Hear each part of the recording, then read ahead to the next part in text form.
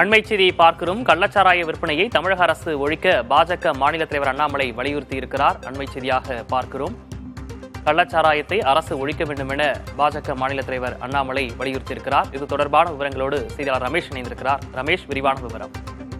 கள்ளக்குறிச்சியில் மீண்டும் 5 பேர் கள்ளச்சாராயத்திற்கு பலியாயிருக்கிறார் என்ற செய்தி மிகுந்த அதிர்ச்சி அளிப்பதாக அண்ணாமலை சொல்லியிருக்கிறார். மேலும் மருத்துவமனையில் தீவிர சிகிச்சையில் உள்ளார்கள் என்று 10 பேருக்கு மேல இருக்கிறார்கள் என்றும் அவர் சொல்லியிருக்கார். மரக்காணம் மதுராந்தகம் பகுதியில கள்ளச்சாராயத்திற்கு 23 உயிர்களை பறி கொடுத்து 1 வருஷம் தான் ஆகுது. அதுக்குள்ள இது போன்று எந்தவித நடவடிக்கையும் எடுக்காத காரணத்தால இது போன்று இறப்புகள் தொடர்வதாக சொல்லியிருக்கிறார். அது மட்டும் இல்லாமல் திமுக அமைச்சர் மஸ்தான் கள்ளச்சாராய வியாபாரிகளுடன் தொடர்பில் இருந்த விவரம் கடந்த ஆண்டே தெரிய வந்தும் அவர் மீது எந்த நடவடிக்கையும் எடுக்காமல் கண் துடைப்புக்காக நாடகமாடி மீண்டும் 5 உயிர்களை பறித்திருக்கும் திமுக அரசுக்கு வன்மையான கண்டனங்கள் என்று தெரிவித்திருக்கார்.